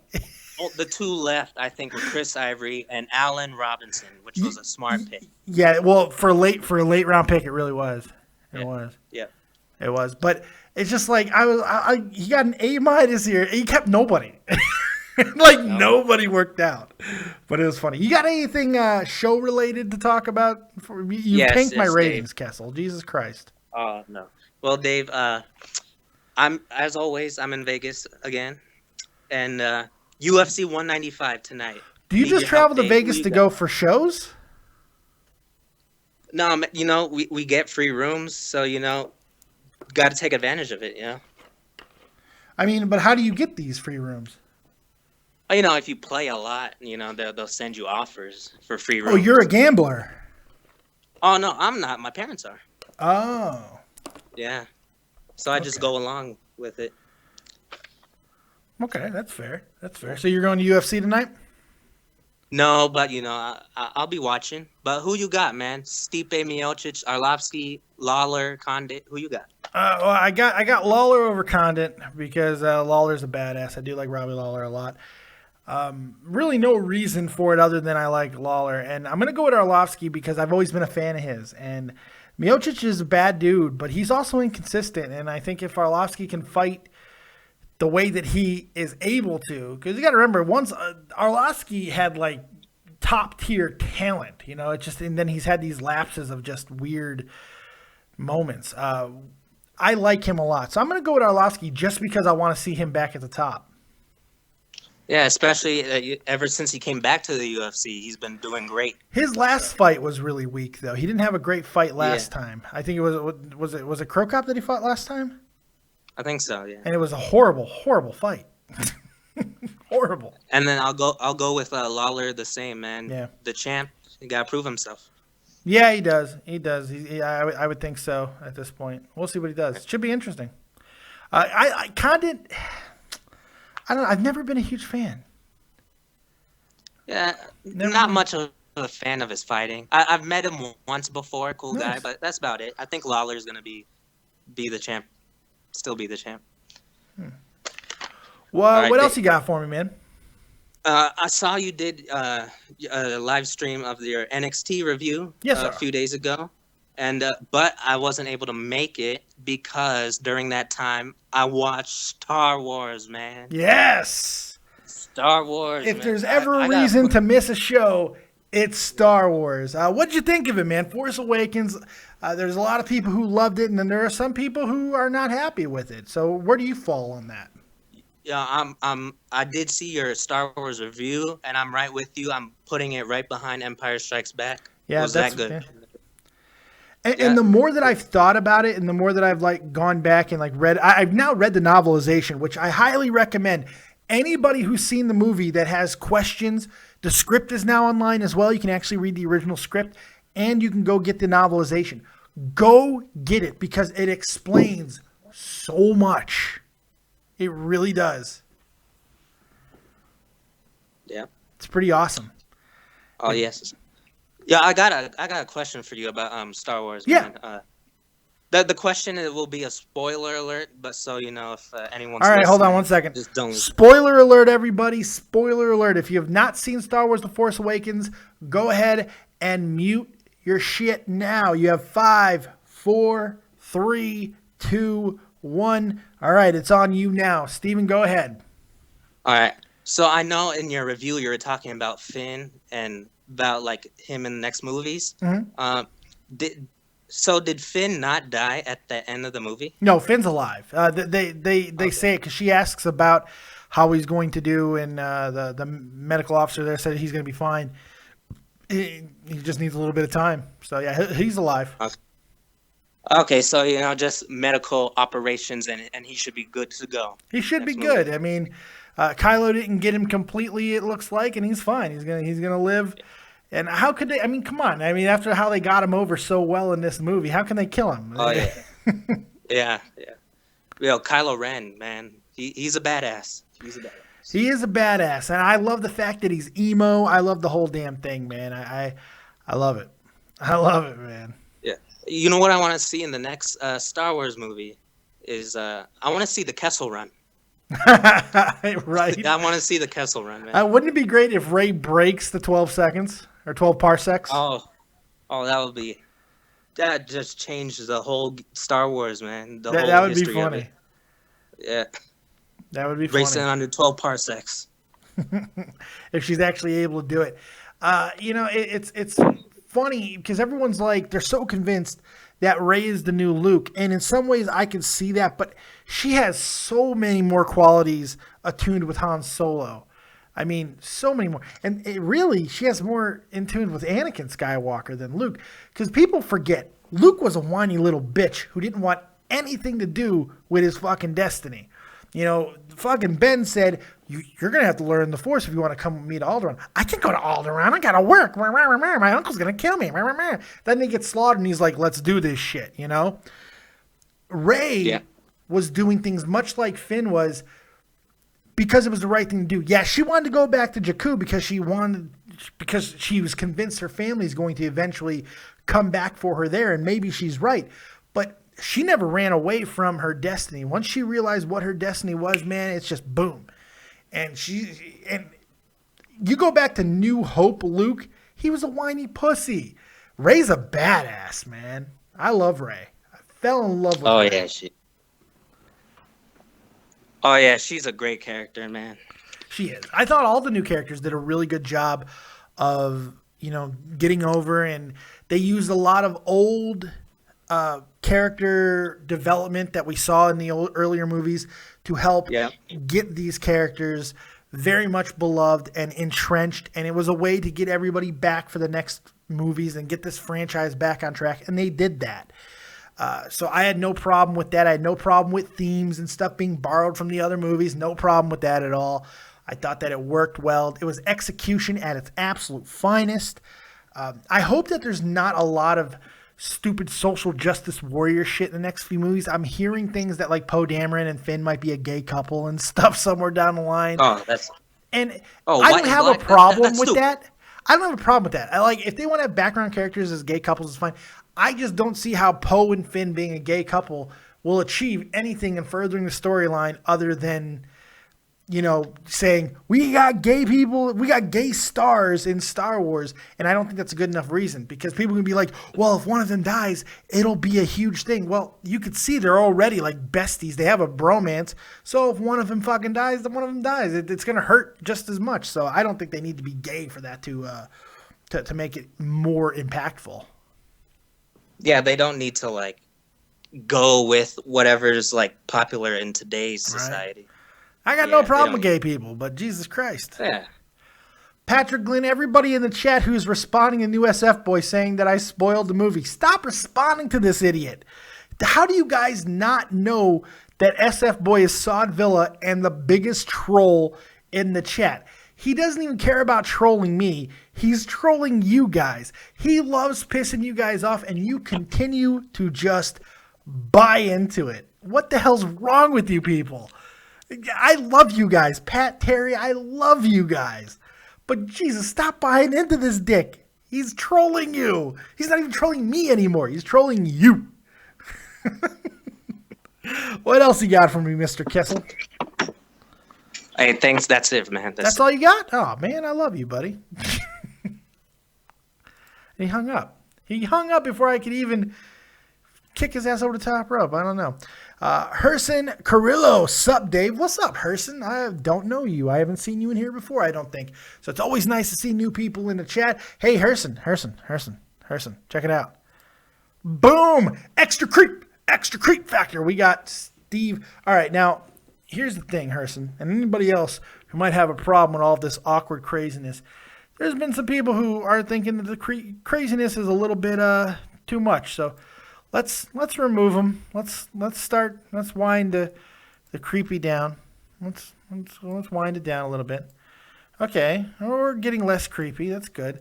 And now we're just back to good old Steve Dancing goodness. It's pretty good. We love Steve Dancing. But how do you not put Putin in there? No. And if you're going to put Putin in there, you got to have the Peanuts back in. And if you're going to have the Peanuts back in, you got to have Armless Link in there. And you got to have Carlton. And then you got to put the friggin' the silhouette Beyonce dancers in there. And then, of course, you got to have the little girl absolutely giving it to this Peanut character. You got to give it to him. It's got to happen. It's a creep factor of 11. We're going all the way crazy. And let me tell you something. It's only going to get creepier than that. It's only going to get creepy. How does this make me a pedophile? How does this make anything pedophilia? What is wrong with some of you people? Terry, what the hell? Oh, you're turning the pedophiles on. Maybe. But I don't even see how. It's cartoon characters and one weird, very well-known meme of a girl dancing very, very inappropriately. I'm going to find the creepiest memes. I think I have more GIFs. I got more GIFs that are dancing GIFs that are creepy. Let's see what else I have. Because now I just want to see how much creepier I can get. Let's see here. Let's do it here. We got we got Beyonce dancing far too aggressively. Here's Beyonce dancing. Look how aggressive she is here. This is like, I love this. And she even now she notices. She's like, oh, I was too aggressive. Aggressive. Well, maybe too much. I kind of like that. Man, she's almost coming out of that shirt, too. That's lovely. So we got that. What else do we got? I'm sure we got some more. Let's see what else here. We got that one. Oh, we got Korean girls dancing. There we go. There we are. Here's some Korean girls dancing. This is nice. I like this one. I don't know what they're dancing to, but whatever it is, I definitely want to subscribe to this. I want to subscribe to this because it's fantastic. It's pretty damn good. So this is good. All right. So we got that. Let's see what else we got. I'm sure we got some more here. I don't know how many more I downloaded. Let's see here. Oh, yeah. How could I not have Mick Jagger 70-year birthday shit? Look at him. Look at Mick Jagger go. He's got the moves like Jagger. He's got the moves like Jagger. That's pretty good. And look at the young girls down here in the row. They're like, I don't know who you are. Woo! This is great. Oh, this is fantastic. All right. Do I have any more? I'm not sure. I went crazy in the gifts today, just trying to find as many awkward gifts as humanly possible. No, I think that's it. Oh, I got one more. I do got a couple other good stuff. No, I got Dean from Supernatural dancing. He's dancing with me in my screen because I like Supernatural. And Dean's a dreamboat. Look at him. Hi, Dean. You doing good? Look at him dance awkwardly. Gotta love that. What else do I got? I think that's about all the dancing ones that I have. All right, so yeah, there we go. I don't have all these things that some of you guys are at. Put Michael Jackson on there. Put Bill Cosby on there. I don't have Alexa Bliss. I don't have these people on here. I don't have gifts from these people. And I'm not friggin' the Motown Express or fucking Soul Train. I don't take requests. I run the goddamn Dead on Dave show. That means I put on the stupid shit that Dead on Dave wants to see. Because why the hell not? Sael's up in the chat. He says, Happy New Year, Dave, and to the chat. Happy New Year to you, too. Corey McGinnis, he's up in the chat. We got some more. Hersin Carrillo, he says, Dave, do you think MVP could return in the Rumble? I think it's a very good possibility that he returns, and nobody will care, but I do think it's a very good possibility. He's been saying some rather nice things towards the WWE in some press rounds lately. I think that it makes a lot of sense. MVP could be a good mid-Carter type guy. I mean, he's another one that he got over, but he wasn't like ridiculously over. So he won't come back in like a huge sense, but I think it's a very good possibility. He'll get a good pop too. He'll get a really good pop. I like Seth Rollins in the chat says, what's up, Dave? What's up? I like Seth Rollins. I like Seth Rollins too. I like him too. He's pretty good. So here's what I like now. You guys can continue to call in on Skype at David Vancura, DavidVancura, and the number 702-751-2902. Or you could simply come into the chat, ask any question that you like, and that's great. You can also like and subscribe to the channel. Make sure you do that. And if you want to buy some awesome gear, the best gear that you can buy, go to www.betondave.spreadshirt.com and buy some t-shirts and some mugs and all kinds of good stuff. And that'll be great. Also, you can donate to the channel if you feel like it. Go ahead and donate to the channel and write in the description box below and do your thing. And I appreciate that. Look, if you're going to tip your terrible barista who probably puts a boogie rocket in your fucking coffee, you could donate to your boy who gives you free content each and every single day. Adam Cabot says, I'm late. What did I miss? Well, you missed this. You missed this, Adam. There you go. That's what you missed. You missed some awesomeness and some very epic weirdness. And there you go. Boom. this is basically sums up the entire episode so far. So there you go, Adam Cabot. Now you got it. Let's see here.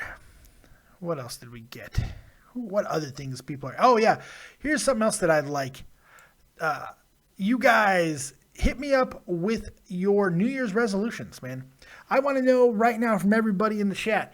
Either put in the chat or call in. We're going to rapid fire on this shit. Call in and let me know what you want most in 2016 and what you're going to do to get it. I want to hear you guys progressing in 2016. I would love to hear that. You guys are as big a part of this channel as I am. Not as big, but a big part of it. And I want to know what you guys are doing in 2016, so hit me up. Trojan Zombie says, Dave, do you think the Big Show, what do you think that the Big Show,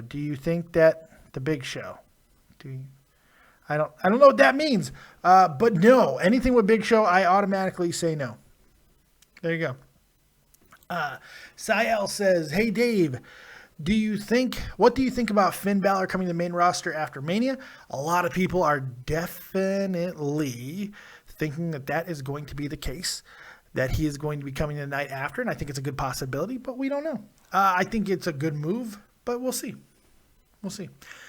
Patty Glenn calling in, so let's take the call from the Glenn man. What's going on, Mr. Glenn? You're live, down on Dave. I'm literally crying over here with all those gifts. They're great. I don't know why people are giving me a hard time about it. Go fuck yourself. They're fantastic. If you would have added the dancing baby, I would have lost my shit. I couldn't find a transparent version of the dancing baby, or I would have. I was like trying to get as many. That's the trick. You got to get transparent ones. You can't just get regular gifts because it wouldn't go with the whole dancing with Steve thing. They had to dance with Steve, so that's what I did. The one Peanuts that's dancing behind Putin. It's like he's putting his head behind his ass, and like Putin farted and he ran away. Trojan Zombie says, my resolution is to marry Becky Lynch. Aim high, my friend. Aim high. Nothing wrong with that. Corey McGinnis says, hey, Dave, will Finn Balor body paint gimmick become ruined by the main roster? And will the backstage political BS ruin Finn on his journey towards the top spot as the face? I don't think it's guaranteed that Finn Balor is going to be the top guy in the WWE. Everybody right now is blocked by Roman Reigns. Unless Roman Reigns completely fails, and for him to fail, I mean them giving up on him, nobody else is going to be the face. He's the face. Accept it. Drop all your other bullshit right now and accept that fact. He is the face of the company. As soon as John Cena keeps phasing out here, and I believe Cena's going to end up losing to Reigns sooner rather than later. There you go. Got to accept that shit now. But I don't know if the political BS is going to ruin Finn anyway. I mean, he's boys with Triple H, and Triple H is gaining more and more power. I think we're going to find out a lot based off this whole thing with Kevin Owens. If Kevin Owens beat Brock Lesnar, which I think he's going to do, then all bets are off. All bets are off. That means... You think Lesnar with his ego would put Owens over? Yeah, absolutely. Yeah, Lesnar doesn't have a big ego, man. He really doesn't. I think that's a misconception about him. He just... It's a job to him. It really is. And I think he knows that long term, he can't keep just coming in and beating guys. And eventually, he's got to put somebody over. And I think putting over... Kevin Owens sets up a rematch between the two that will be a huge money match, and it'll be for a title. If he loses to Kevin Owens in a non-title match at WrestleMania, the next time they face, whether it be at SummerSlam or another WrestleMania, whatever it may be, boom. You can print money at that point. So I think Brock understands that, so I don't think ego will be a part of it. Hell, if Brock had ego, he'd go back to UFC. That's true. I would like to see Brock go back to UFC. No, UFC I wouldn't. No. Beat the shit out of Punk. They can never fight. What are you talking about? What is Punk going to do? Punk see somebody beat the shit out of Punk. You don't have to worry about it. Punk's never going to fight. He's never fighting. It's not happening. You all got work. It was a scam. He's never fighting. It's becoming more and more clear. His camp is never going to clear him because he's not doing that well in training. He's never fighting in the UFC. If he does, it's going to be some kind of a sham bullshit thing. I think they'll schedule him for a fight, and then he'll get hurt. He's gotten hurt in training already. I just don't see him fighting. And a lot of UFC fighters, people that I respect, like Kenny Florian, I don't care. Daniel Cormier says the same thing. I don't give a fuck about Daniel Cormier. I respect the fuck out of Kenny Florian. And Kenny Florian thinks there is very little chance that he ever fights in the UFC because and he knows people that he's trained with, and it doesn't look good. So to me, that's enough for me. So I'm tired of CM Punk. I'm tired of the whole bullshit because they're waiting way too long. I don't think that his impact is going to be as big now or in the summer when he'd even be ready than it would have been when this whole damn thing started. But I think CM Punk will be back in the WWE within 2 years. And you might think I'm crazy, but I'm telling you, I think it's going to happen. CM Punk will be back wrestling within 2 years. If he does come back, he's going to have to eat a lot of shit. No, he won't. No, not if Vince is still alive, he won't. He'll have to eat a little bit of shit, but he ain't going to eat that much shit because money's there. Money, the ability to make money supersedes everything else, my friend. Yeah, but Vince didn't say that, 20 years ago when Triple H had to eat all that shit. Triple H wasn't a fucking superstar at that point. Triple H was the guy who got punished because he wasn't touching his super. You notice he didn't punish Shawn Michaels because he was a star. He punished Triple H, the guy who could be punished. That's not the same thing. He's not going to punish CM Punk. CM Punk is still, if he comes back to wrestling in any capacity, wherever he goes, CM Punk is going to draw money. He is a top 5 draw in wrestling. Maybe a top 3 draw. Maybe the top draw currently if he comes back. So, I mean, there you go. All right, you made sense on that one. I always make sense. If people just listen to me, it's amazing. I make all the fucking sense. Look, sometimes I can go off the rails, and I may not make a whole lot of sense, but that's rare. If people just listen to the words, man, there's a lot of sense here, and it's because I don't have an agenda. I'm not trying to fight one side or the other. I just be fair. I just call it the way I fucking see it. I look at things from all different angles, and you could be really fucking logical when you do that. You know, it makes it pretty easy. True. What's your enough about this shit? Enough about me. What about you, man? What is on tap for Patrick Glenn in 2016, man? I want to know what is your goals for 2016. Well, the main goal is to get Terry to come and visit. I don't know what that was. It was supposed to be porn music. But I don't know either. I don't know what it was. Hopefully she can come and visit this year, and maybe me go visit her. Yeah. That wasn't porn music either. I don't know what the hell's the matter with me. Just trying to be, happy and healthy with work and my kid and pretty much all that stuff. Now that's pussy stuff, man. You need to say I want to go light stuff on fire. I don't know. Don't light stuff on fire. Here, you know what? Fire! I got some bedroom music for you. Here you go. This is some bedroom music for you and Terry. Yeah. Oh, what did I do? I added it. Oh shit. I don't know what you did. I added it. I fucking I added it weird. Hold on.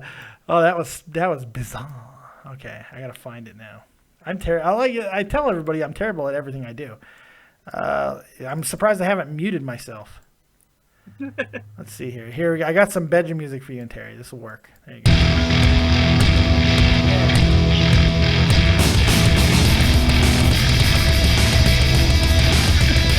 I can barely hear it, boss.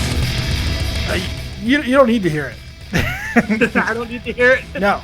You can hear it in the playback. Here you go. Here's some more bedroom music. I can hear it in the playback, right? I really don't have that many goals, Sid. I mean, I do want to travel some more. Terry! There you go. There's bedroom music. I do you guys favors, man. I know you do. I'm all about you guys, man. And I you do know want what to you travel. do? You know what you can do when you climax? See how classy I am? I say climax. I don't say splooge or anything like that. I say climax because I'm a classy dame. I'm a classy broad, man. I really am. You could do this. I know you heard that. Yeah, I heard you. There you go. There you go. And then and when you pull down your pants, you can say, "Do you know what that is, Terry?" And Terry can say, That's gotta be Kane! That's gotta be Kane! "That's right." I'm just using all my damn sound effects. There we go. So. Yeah, I can tell. Oh God, I'm tired. Oh, I got a story to tell you. Did you get my message about the 2 people caught boinking in the Buffalo Wild Wings parking lot? I did hear that, man. I heard your story about people. I mean, all you told me was 2 people were fucking in a parking lot. Do you know any more of this story? Do you have some video footage? I don't have any video footage. All I saw was eyewitness, and what I saw is the cops rolled up. They were boinking in the parking lot, and they wouldn't even let them put their clothes on. People don't like my bedroom music.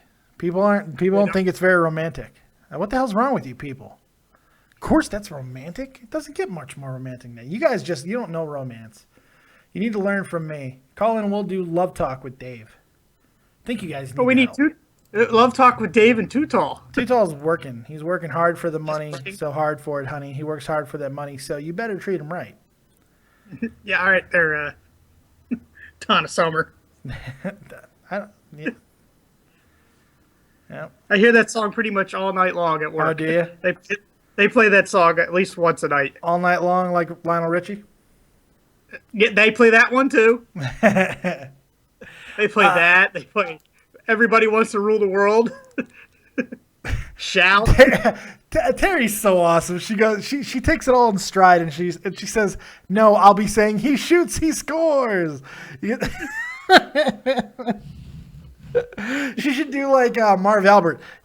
For 3, yes! It'd be fantastic. It's good for 3. Or yes!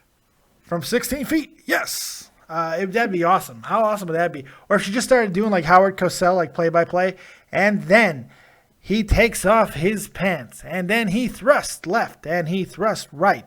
The amazing things that he's doing. It's incredible. Look at that, Patty, go. That sounds racist, sir. That sounds racist.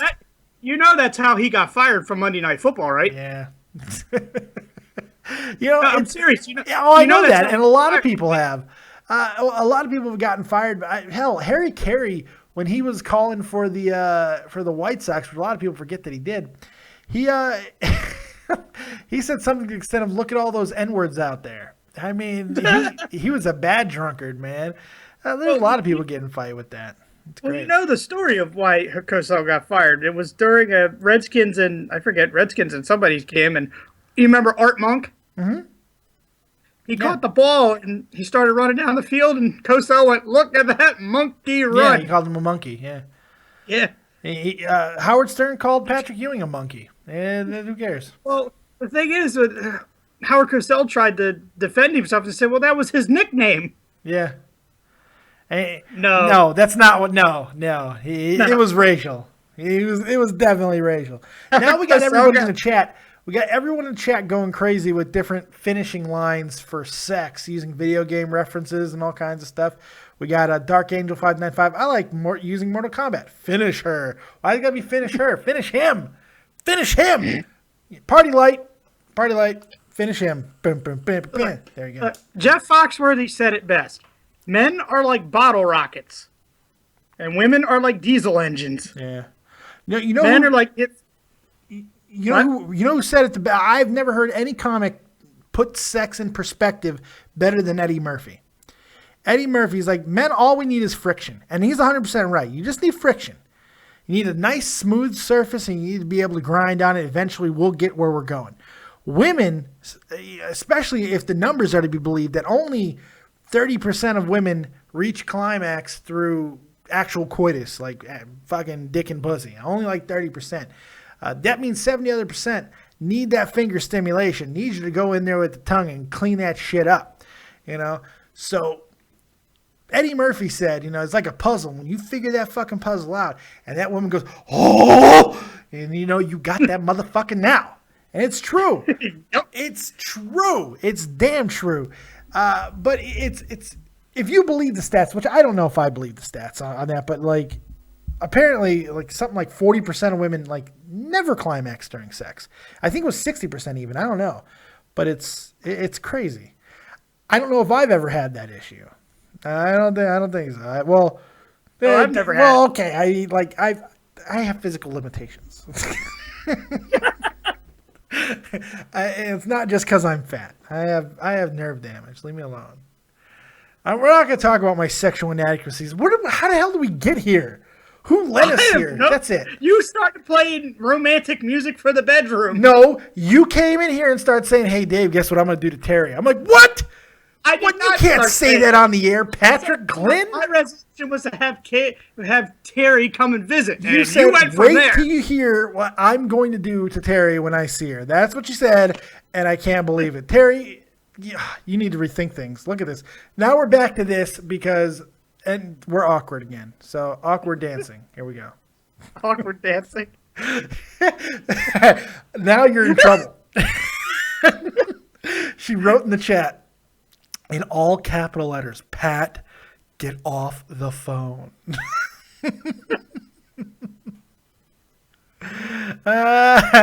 You're in trouble. I should probably let you go before you get in any more trouble. One more point before we go. The voice of Boba Fett died. Yeah, he did. He was also the bartender on Archie Bunker's place.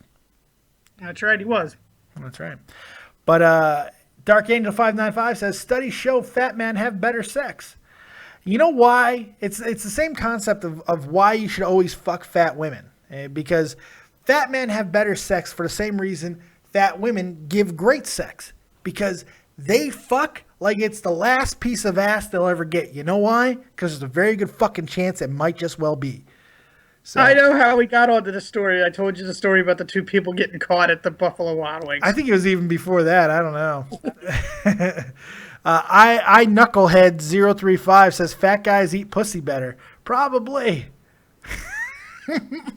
This is fantastic. All right. Well, hey, I'm glad that you showed Terry that you're not going to get off when she tells you to get off, or at least not. I mean, in conversation, you'll get off when she tells you to get off, but not in conversation tense. You know what I mean? But I appreciate you calling in, Pat, and taking all this abuse. It's fine, Dave. It got weird. Doesn't bother me one bit. We got weird here, man. We went to a new place tonight. Yeah, I know we did. You know, I'm glad that we went on this journey together. I feel like we're closer now. Well, we can't. We look alike. That's right. We look alike. If you just went on a bender and just gained like 70 pounds, we'd really look. I think you should gain weight. It's a lot easier than me losing weight. So get super fat, and then you and I can like enter fat guy brother competitions. That'd be great. You said earlier that Brock Lesnar was the deflated Kevin Owens or something like that. Yeah, you're the deflated me. Yeah. I'm like, I'm the deflated Dave. You are. It's great. Terry's what the fuck? You're going to get it later, man. This is fantastic. Oh, my God. Thanks, Dave. Get me in trouble with my woman. I'm telling you. Hey, I'm good at that, man. Getting other people in trouble with their women. It's fantastic. Luckily, my wife already hates me, so there's really not much I can do. So it's all good. Pat, I appreciate the call, my friend.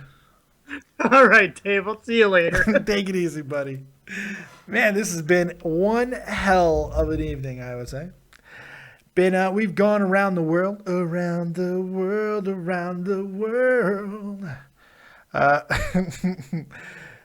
Terry says, oh my God, Pat can call Dave now for some booty. She told him. All right, well, I've had a blast tonight, man. I hope you guys had a good time.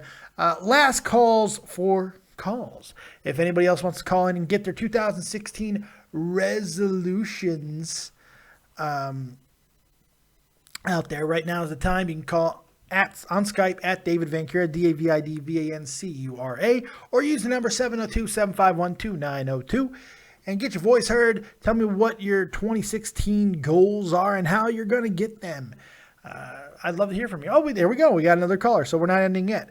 Brandon Colby, you're live with Dead on Dave. Smooth pimp picture, by the way. What's going on, Brandon? Thanks, man. Just curious if you got any predictions for UFC tonight, Lawler versus Condit. I did earlier. I did with Stephen Kessel. My predictions were Condit losing to Lawler and Arlovsky going over Miocic. Yeah, I say that's fair. As I think the fight is a little more of a fight. toss-up, but Miocic could win that fight, but I like Arlovsky a lot, man. I always have. I'm just a fan. Yeah, I think it's Arlovsky's, final kind of push to see how far he can make it up the ladder. So I think he probably will win tonight. Agreed. You got anything else for me, man? No, we got to win today, Red Wings, that is. But other than that, snap the 3-game losing streak. So. Well, I appreciate the call, man, and I hope your Red Wings, as long as they're not playing the Blackhawks, I hope the Red Wings win. And they're not in my conference anymore, so I don't give a fuck what the Red Wings do. Yeah, exactly. So the next time you'll have to worry about it is a Stanley Cup final. Yeah, well, I don't think that's going to happen anytime soon, but you never know, man. So, that's true. I appreciate the NHL call, buddy. Any given night. So have a good night, man. Take it easy, Mr. Colby. Take it easy. Let's take another call. 240, you're live with That on Dave. What you got?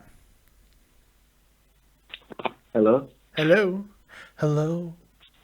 It's me. 240, what you got? Yo. What you got? Oh, hello. Yeah, I was wondering, do you think Carlitos can make a return at the Royal Rumble? He might. But, I don't think it really matters, Carlito. Why? What has Carlito ever done besides stab John Cena? I mean, I spit in the face of people who don't want to be cool. I don't know. His cousins are still MIA, his brother and cousin, whatever. They're still MIA. Maybe they all come back together. That's been the rumor for a while, but they can't come together on money. He wants more money than WWE probably wants to pay him. And to be honest, with a lot of the young guys that they have coming up soon, or potentially coming up soon, they don't really need to bring in a guy like Carlito or MVP. But I do have a feeling both of them will come back at some point. And Royal Rumble's a great time for it. He'll get a good pop. So, do you think I would be like the minority to be hyped for those two guys coming back? No, I think if they came in the Royal Rumble, they'll get a great pop, and you'll definitely be popping right along with them. I just don't know how much you should be looking out of them, like as far as pushes. I don't think MVP or Carlito would get huge pushes down the line. Del Rio did because for some reason, they still thought that maybe Del Rio could be a huge star. He can't. He only can get so over. And I think Carlito and MVP kind of suffer from the same thing. Yeah. Do you, I think they should have pushed Jack Swagger more. I do too. I think he's getting over somewhat. I love Jack Swagger, man. I always have. He's got a great look. He's huge, man. He's a great wrestler. He's got a great amateur background. I like Jack Swagger. But unfortunately, he's JR's boy. He's JR's boy, and they all know it. And unfortunately, sometimes you get punished for who brought you in, and that's JR's fine. So I don't know. You think MVP would have a rivalry with Jack Swagger again, like they did back then? They could. They could. I don't see any reason why not to. But again, it goes back to who's really going to want to watch it, and I think that's the problem. There's only so many people who are going to want to see it and be really interested in it. And unfortunately, the wrestling fans right now, especially in the WWE, they hijack crowds, man. They hijack shows, and if they don't get something that they want right then, they boo the shit, and then the match gets fucking ended. It's terrible. It's a really rough time to be in wrestling. Damn.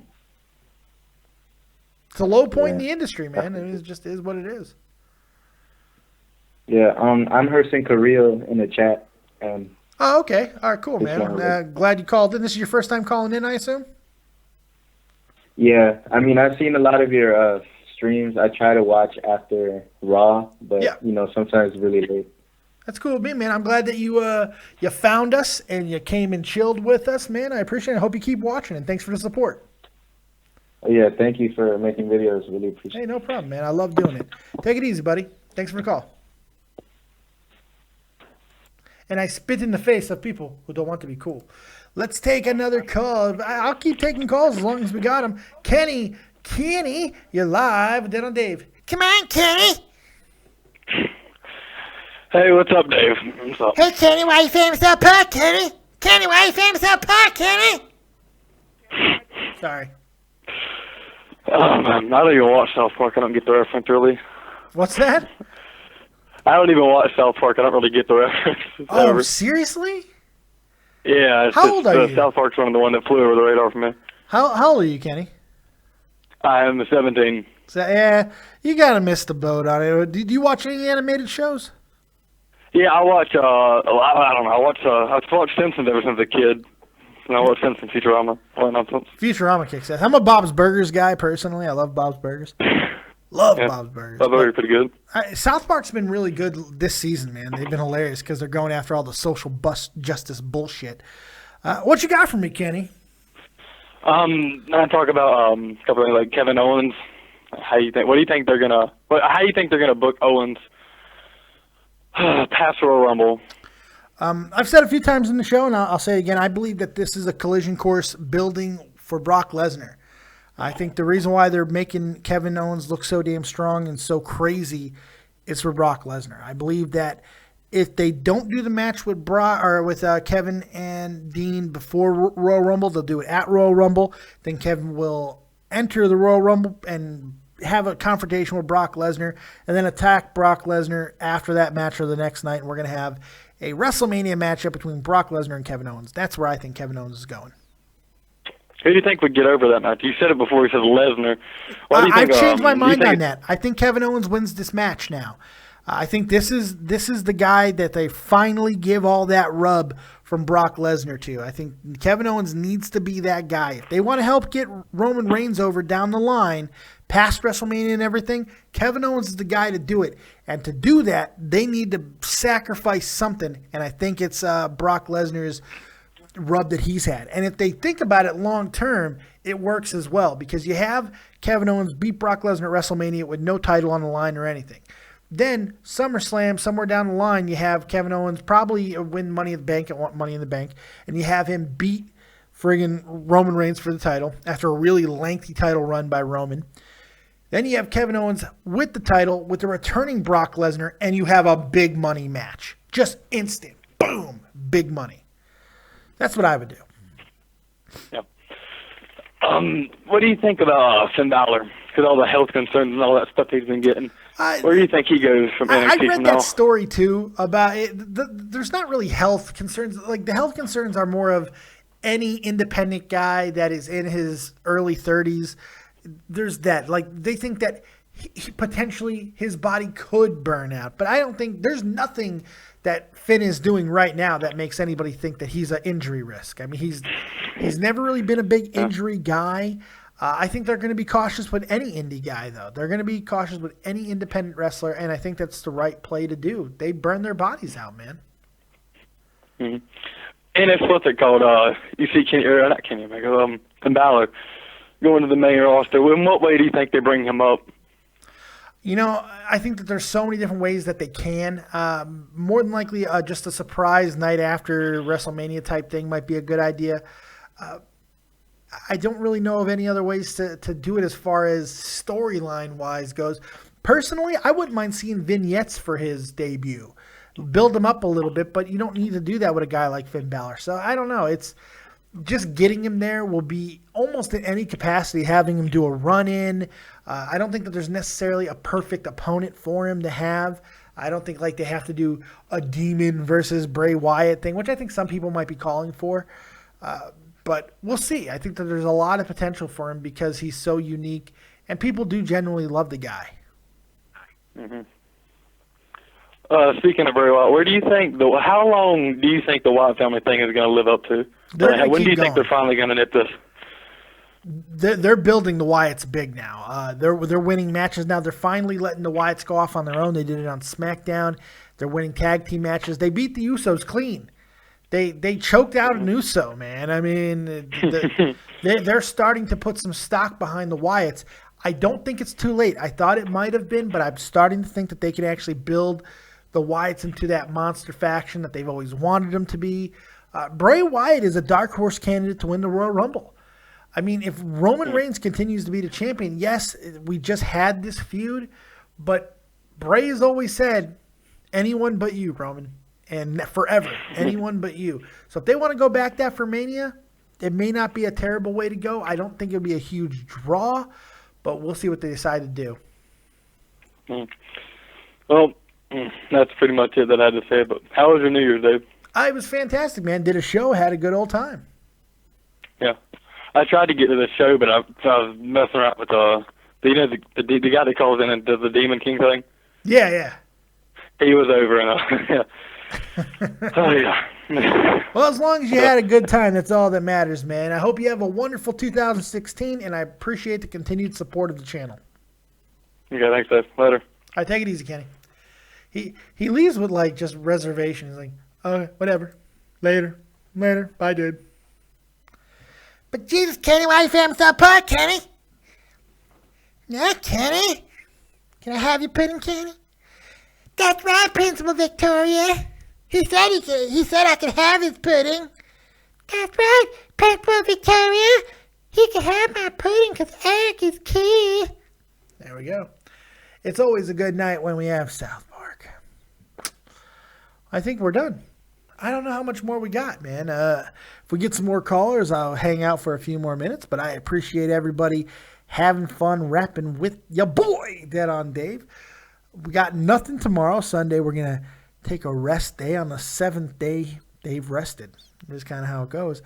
And then we will be back live for Monday Night Raw, man. We've had a hell of a night here with creepiness like this. We're doing it again. I'm not even going to bring you in slowly to the creepiness. I'm going to hit you in the face with full level creepy. Creepy factor fucking 10. Ain't fucking around no more. Creep factor 11. I hope you guys had fun tonight, man. I had a blast. Thank you guys for joining me. Thank you guys for the continued support of the channel. We're over 1,700 subs now, or at least we were. We were over 1,700. Now we lost a few subs. It happens. There's ebbs and flows. And hopefully, we are back over 1,700 as a matter of fact. We are back over it. Oh, no, back down to $16.99. That's okay. It happens. So, get us back over 1,700. All right? Let's take another call real quick before we get out of here. Because AJ Tucker calls in. We got to get him on. It's AJ frickin' Tucker. AJ, you're the final caller of the night, I believe. What you got? You're on live. Oh, Dead on Dave. Oh, well, first of all, Happy New Year. Happy New Year to you too, buddy. Hopefully this is a great year for wrestling with WWE and stuff. So, do you see WWE having the Royal Rumble as a 4-hour show? They might. I figured they would have already announced it by now if they were, but they could do it. Very possible. It's 3 weeks away, right? It's 3 weeks. So that could get announced for tomorrow. I don't think it'd be a horrible idea. Who do you see winning the Rumble? I think that there's a lot of possibilities right now. I'm really not sure. Unfortunately, my spider senses are tingling that it might be John Cena. Oh. It is. It's Reigns. Yeah. I just Cena? have a feeling that they might do it. I think Bray Wyatt has a chance. I've been on the Brock Lesnar, Kevin Owens, and Daniel Bryan bandwagon, one of those three, for a long time. I'm now starting to think that Brock Lesnar and Kevin Owens are going to be facing each other. Daniel Bryan will not be returning, so it might not be any of those three. So I'm really not sure, man. I want to see the next couple of weeks. I want to see who's coming in, who's coming out. I want to see where the storyline goes with Roman Reigns, because how Roman is the next few weeks, what happens tomorrow, Monday on Raw with Vince being a special guest referee, that's going to determine a lot. I mean, maybe they've already given up on Roman and they take the belt off of him already. Who knows? Or they take it off him and give it back to him, and he'll be a 3-time world champion. Who knows? I mean, the thing with Lesnar winning is I see them booking like Lesnar Reigns 2 at Mania, but I also wouldn't mind seeing him face Owens. That's a dream match I want to see. That's a bigger match to me than Reigns Owens 2. I don't think, or Reigns Lesnar 2. I don't think people want to necessarily see that, and that's not going to sell at 100,000 fucking stadium seats. You know, it's just not going to do it. And besides, Lesnar's not really a heel like he was last year. You know, when they came in to Mania last year, he was starting to be face, and part of that was because he took on Roman Reigns. They don't want that. They want someone who's going to be a definitive heel, or a guy like John Cena that is going to put the crowd in such a weird position that they may not have a choice but to chant for Roman. It's very weird. It's a weird predicament that they're in. I think the bigger match for Lesnar is Owens. Yeah, which is true, but I give I see WWE going with that just because it happened last year, and I don't know that I just see them booking that. I don't know why. If it was anywhere else but Dallas, if it was any other time than the big breaking the outdoor attendance record and all of that, then I would say you're right. But there's just too much invested in the success of this WrestleMania. So I don't know. And the thing with Cena winning is I really like what he's doing with the U.S. title. I think last year was probably one of his most entertaining years in a long time. The whole U.S. Open challenges, the matches with Owens, Cesaro, Ziggler, so on, just awesome. The triple threat match at the Rumble last year was great. So I don't know if I would really want to see him base Reigns. I think I'd rather see him more in the mid card still and elevating guys to the top like he was doing last I think year. that's a possibility of still happening, but I mean, they can only do that so much. You know, that's kind of the problem with that. They had their surprise guy come in, Del Rio, take the belt off of them. So really, they're just going to continue to rehash the same thing week in, week out. I don't know if it's a great idea. Besides, Cena just had his rematch, and he lost. So he might be done with Del Rio. I think that was done on purpose to move Cena on. Maybe he'll have another match with Del Rio. But the same thing will happen. Maybe Cena is going to be having a feud with the damn League of Nations. I don't know. Yeah, something needs to happen with League of Nations because I'm bored. They need to go away. That's what they need to do. Yeah, seriously. And that's what I have in common with them because I need to go away too. I'm exhausted, man. One last question. One last question. See, you don't give a fuck about me. I'm sorry. Go ahead. Are you watching Wrestle Kingdom 10? Oh yeah, I'll watch it. I might not watch it when it happens, but I'll definitely watch it. I mean, I watched it a couple weeks after last year. I mean, and I thought it was great. I didn't think it was as great as everybody was like, oh, it's the greatest thing. But I want to see AJ Styles and Shinsuke Nakamura like something fierce. But other than that, I mean, I'm not really super excited for anything else. This is probably the first. I've never really caught up with New Japan or ROH. Yeah. I barely keep up with TNA anymore. I've mainly been like a WWE guy. Yeah. And I want to see it, but I think I'll try and see it, you know. I really like a lot of people's talk. I see a lot of people like talking about it and stuff. So I think I want to check it out. I want to see It'll be I want to interesting. see the match. Shinsuke Nakamura and AJ Styles, take my money. You know, I mean, that's gonna be amazing. It's a dream match. It really is. They never had a singles competition, so it should be great. I'm looking forward to that. But I mean, there's nothing else that's like shooting me in the face. I gotta see it, you know. So I'll watch it, and I might even review it. I don't know. I haven't decided yet. We'll see.